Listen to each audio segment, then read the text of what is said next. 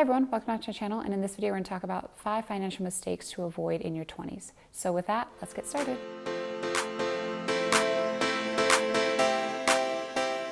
So I know a lot of people do make mistakes, and there's a lot of problems when it comes to personal finance, but I just wanted to share some mistakes that I've made. And these financial mistakes are very common. A lot of other people have experienced these same things, but if you haven't, I really hope this video helps you see and understand what these mistakes are and how to avoid them. So with that, I'm gonna get to it. The very first financial mistake I had made was going to an out-of-state college freshman year. And because of that, I had to pay full tuition because I was an out-of-state resident, and that was about $30,000 a year. That was just ridiculous because I could have just gone to my in-state college, and the only reason why I wanted to go to the out-of-state college was because I would be living on campus, and because of that, it'll force me to reach out to others, to make new friends, meet new people, new experiences, and so on and so forth. I also really liked the campus, at ASU. It was very clean and nice. It was much better than my in-state one, which is UNM. And so I really wanted to go there instead. Luckily, my parents were able to cash flow that, so I didn't have to take out any student loans. But I really wish I didn't go out of state, because not only was it really expensive, but I lost out on what is called a lottery scholarship here in New Mexico, where if you immediately enroll into an in-state college that following semester, then this scholarship will cover tuition for you. All you have to be is a New Mexico resident in order to be eligible for that. So that was something that I had missed out on. I could have gone to UNM for all 4 years tuition free. Not only did we end up spending $30,000, but we also spent money on the next 3 years at UNM because I ended up coming back. And it wasn't nearly as much. I would think it was about 9 grand a year. But I realized that I could have gotten the scholarship and wouldn't have to have paid any tuition for school. I also realized that the differences between ASU and UNM weren't really any different. In fact, I feel like I got maybe even a better education at UNM because there wasn't as many students, so classrooms were smaller and the professors were able to give more time and attention to their students. It was just something that I really wish I wouldn't have done, was to go out of state right after graduating high school. So if you're in that same boat, or you're thinking about going back to school, or you just graduated high school, then I would definitely look for an in-state college. If you want to go out of state, you could also apply to scholarships there in order to reduce the amount of tuition that you have to pay. The next financial mistake I made was not applying to enough scholarships. I did apply to some, but they were related to my academic grades. So I had a 4.0 GPA when I graduated high school, and because of that, I was able to get this, I think, called presidential scholarship from Intel, and that paid about $5,000 or $10,000, I'm not too sure. And so that was good, but I didn't apply to any other scholarships, and I could have.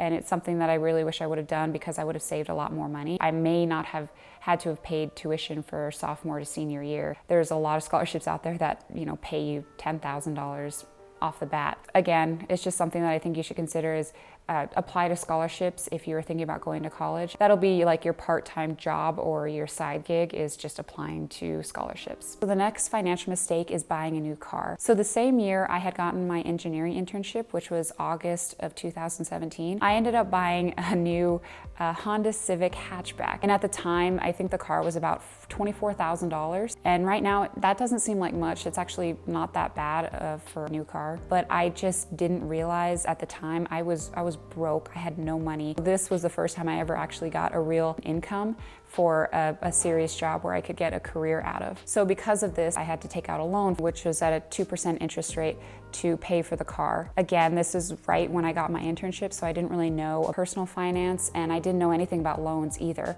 I didn't know that you could borrow money and you pay it back later. I was that naive when it comes to finances. And I didn't understand how much time and money I had taken away from my future self by purchasing this car. And my father did suggest this because it was a great interest rate at 2%.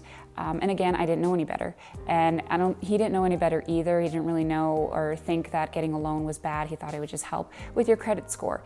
And yes, getting a loan does help with your credit score, just like using a credit card. But you don't have to do that. Just part of playing the game.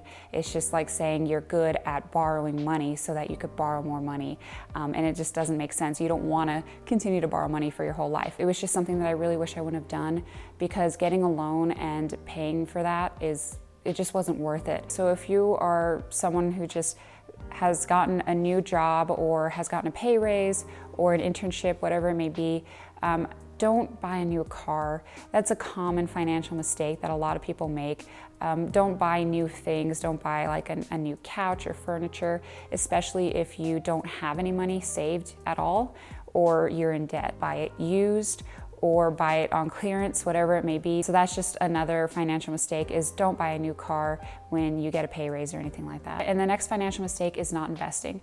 A lot of people do get a new job or a new internship, tend to spend their money. And if you don't, that's awesome. I'm really happy for you and I'm glad that you don't. But there are people out there who immediately spend it and they don't ever actually save or even let alone invest it. So that's something that I wanted to talk about because I did the same thing when I was an intern. For the first year when I was an intern, I was getting paid about $22 an hour and I worked 10 hours a week. So I was getting about maybe $400, $500 every couple weeks. And that was really great because I was saving money. I had it in my account.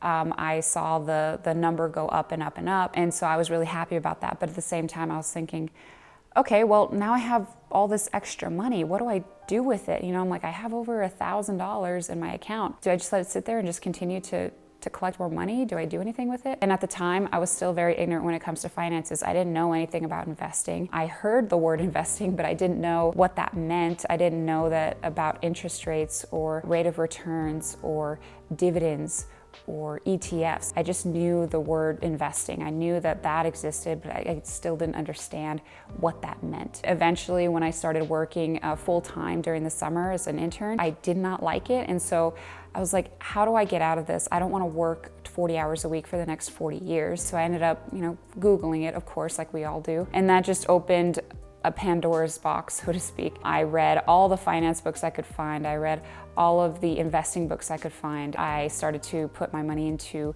an account in Fidelity and I started to invest it. I started putting it into VTI, VUG, VU, all of those ETFs. And I also put some into Apple stock as well as Microsoft. I also opened up a Roth IRA and put as much money as I could into there so I could take advantage of the tax savings. I did everything that people had suggested when it comes to investing and saving and trying to get as much money as you can so that you don't have to work for the rest of your life. But yeah, that was a mistake that I had made. I had spent a good 8-9 months just having the money in my account, not even doing anything with it. So in order to avoid this mistake, you should definitely invest your money, if you have any, in your bank account into an ETF or open a Roth IRA and put money in there. And that's the big takeaway here. Just don't make that mistake of not investing. And the last financial mistake I made was increases in expense.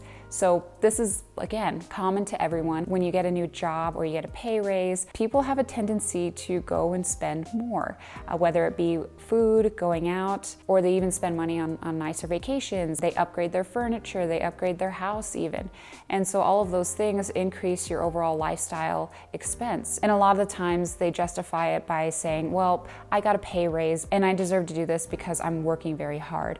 So yes, that's justifiable. You should celebrate. You should be happy about getting that pay raise, getting that new job, whatever it is. But it should be like a one-time thing. It shouldn't be an expense that you have to keep up with for the next several years. Some examples I can give is maybe go out and watch a movie or do some fun entertainment activity with your family or your friends just for that one night. Anything that would require reoccurring payments is something that I think you should avoid completely. And for me, I did make this financial mistake, but it was at a smaller scale. So when I had first gotten hired as an intern, I would get a nice venti cup of Starbucks coffee, which was about $4.95 at the time. And then I would also get a Subway salad, which was like $7.50 every day, 5 days a week. And it was something that I'm like, okay, that's a lot of wasted money. I really didn't need to do any of that. I could have made my own salad and I could have brewed my own coffee. And it's just something that I wish I wouldn't have done. To avoid this financial mistake, try not to spend any money that requires a reoccurring payment,